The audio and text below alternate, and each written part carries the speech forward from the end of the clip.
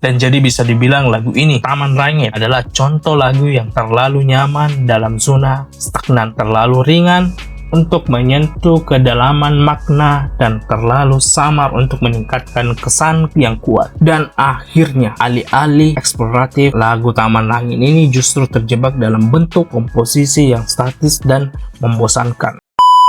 Halo guys, welcome back again with me di Rain Studio Indonesia. Dan kali ini kita masih membahas Peter Pan dalam menyambut Peter Pan di Journey Continue nanti di tanggal 31 Agustus 2025 ini. Dan sekarang udah masuk bulan Agustus, awal Agustus, dan tinggal beberapa hari lagi di Journey Continue Peter Pan ini akan dimulai. Dan harapan kita ke depannya yaitu band ini bisa berlanjut ke jenjang berikutnya, bahkan hingga awet seperti Dewa 19, Acoustic, Talent Band, dan sebagainya setelah bereunian dan lanjut lagi ke tahap berikutnya menjadi band yang dulu kita kenal walaupun hanya sebatas nostalgia. Nah, di video kali ini kita akan bahas salah satu lagu yang menjadi nama album yang selama ini kita bahas di versi saya. Saya membahas album full Taman Langit dan kita sudah berada di fase lagu yaitu Taman Langit.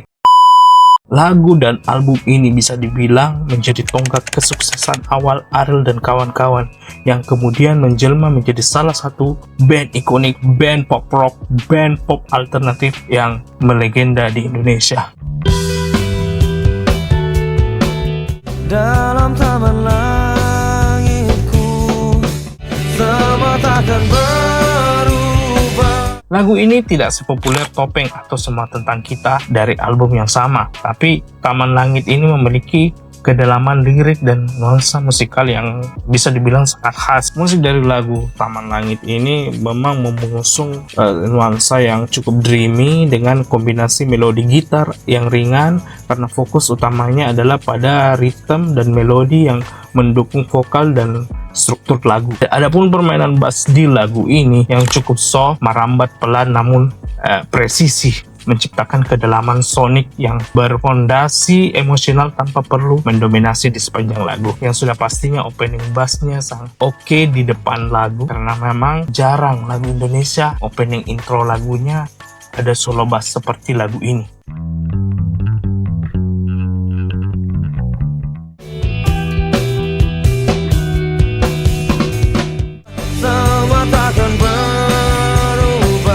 Dan ketukan drum yang mengalun serta cenderung memiliki dinamika yang tenang mencerminkan suasana kontemplatif dan merilekskan. Feel di lagu ini sangat minim dan konservatif, biasanya hanya satu bar menjelang pergantian bagian, lebih banyak menggunakan snare roll sederhana atau tom fill pendek.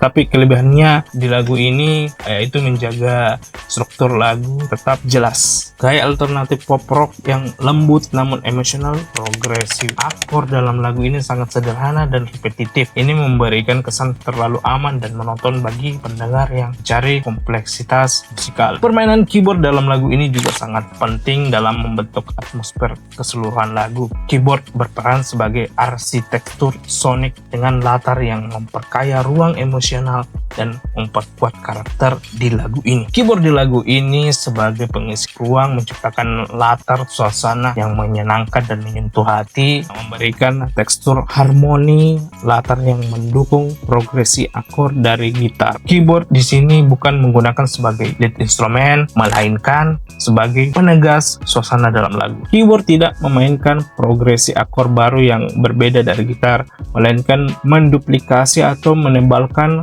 progresi gitar dengan voicing yang lebih luas. Ini menciptakan warna harmoni yang lebih kaya meski tetap sederhana secara struktur, membantu pendengar merasa masuk ke dalam taman langit dari penceritaan tokoh karakter di lagu ini. Secara musikal kembali lagi, lirik lagu ini syarat dengan simbolisme dan metafora, sesuatu yang memang menjadi ciri khas kepenulisan Ariel pada awal masa Peter Pan di album ini. Dapat dimaknai juga sebagai ruang imajinasi atau tempat perlindungan dari realita yang penuh kekacauan. Begitulah penggambaran Ariel mengenai lagu dan menjadi sekaligus kesimpulan dari album Taman Langit ini. Jadi secara musikal, kembali lagi, progresi akord dalam lagu ini sangat sederhana dan repetitif, sama seperti lagu-lagu sebelumnya yang kita bahas seperti Dan Hilang, Satu Hati, dan Aku dan Bintang. Ini memberi kesan tenang, tetapi juga bisa dianggap terlalu aman dan monoton bagi pendengar yang mencari musikal yang begitu kompleks dan rumit. Sekali lagi, aransemen instrumen ini cukup flat dan tidak ada build up, serta tak ada hook yang kuat yang ditinggalkan untuk penggemar. Lirik seperti langit takkan berwarna, kemungkinan gambaran kehampaan atau ketiadaan harapan jika orang itu berpaling dari dunianya. Atau lirik penggalan aku takkan merasa, sepertinya menunjukkan kehilangan emosi jika sekitarnya meninggalkan atau mengabaikannya, dan semua takkan berubah. Bisa dimaknai menjadi dua hal. Yang pertama, keputusan seberapa pun upaya dilakukan, realitas tetap sama. Dan yang kedua, keteguhan dirinya tidak akan mengubah apapun untuk siapapun juga. Berwarna, aku takkan Warna suara vokal Ariel di lagu ini cenderung menghasilkan warna suara yang sangat luar biasa dan tidak terlalu bright atau tenang, hangat, dan bersahabat. Sekali lagi, Ariel menggunakan vokal dada atau chest voice dalam interaksinya dalam bernyanyi yang memberi kesan dekat dan personal. Lagi-lagi warna suara ini cocok dengan tema lagu yang kontemplatif dan mediatif. Tidak ada ketegangan berlebihan sehingga vokalnya terasa mengalun dan bukan sekedar untuk menekan. Di sini Ariel mencoba untuk menjaga level volume vokalnya yang stabil dengan low dynamic range, yang artinya tidak ada lonjakan keras atau sangat soft dan drastis. Ariel tidak menggunakan konsonan yang ditekan keras, artikulasinya cenderung legato atau mengalir, menyambung antar kata. Oke, seperti biasa, vibrato Ariel hampir tidak digunakan. Ini disebut dengan strike tone, di mana nada dinyanyikan tanpa gelombang naik turun pada ujungnya. Hal ini memperkuat kesan datar yang disengaja, bagian dari ekspresi emosional yang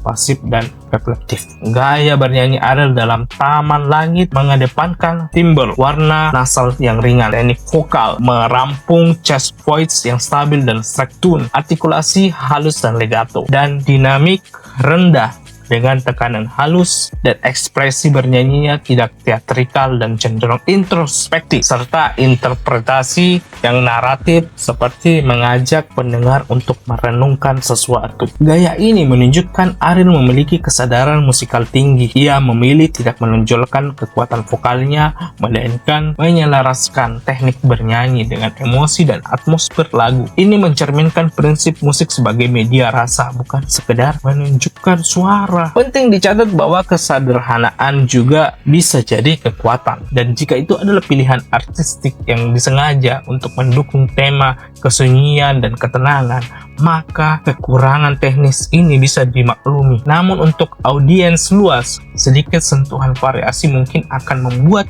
lagu ini lebih menggugah dan tidak terlupakan. Dan jadi bisa dibilang lagu ini, Taman Langit, adalah contoh lagu yang terlalu nyaman dalam zona stagnan, terlalu ringan untuk menyentuh kedalaman makna, dan terlalu samar untuk meningkatkan kesan yang kuat. Bagi kami, ini adalah pemakluman karena lagu ini merupakan bagian album debut dari band ini yang bisa dibilang belum matang secara pengalaman menyusun lirik dan aransemen. Dan akhirnya, alih-alih eksploratif, lagu Taman Langit ini justru terjebak dalam bentuk komposisi yang statis dan membosankan. Seperti lagu-lagu seperti Satu Hati dan Aku dan Bintang, progresi akor relatif, dinamika yang nyaris datar dari awal hingga akhir, dan tidak adanya ledakan musikal yang membuat lagu ini terasa flat secara struktur. Tidak ada kejutan, tidak ada klimaks, ia berjalan lurus seperti garis pasien yang telah mati rasa secara emosional. Taman Langit mencoba menjual kesan mediatif dan kontemplatif, tapi justru menjadi lagu yang tidak punya tujuan emosional. Ia ingin ingin menjadi terdengar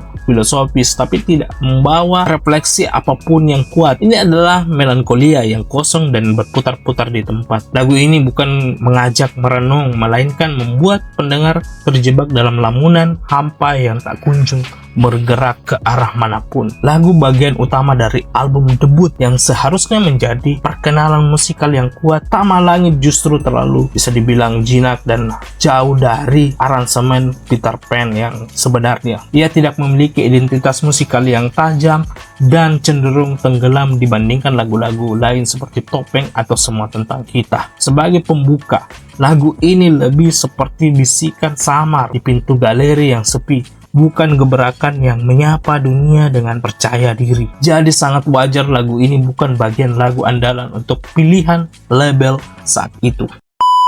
Kritik kami mengenai lagu ini tidak bertujuan untuk menjatuhkan, melainkan menawarkan sudut pandang kontra agar karya ini bisa dilihat dan lebih dari sekedar karya yang didengar oleh fansnya doang. Walaupun sebenarnya lagu ini sudah diaransemen ulang oleh Noah, tapi ini bisa menjadi pelajaran yang penting untuk musisi yang ingin belajar dan juga keterbatasannya.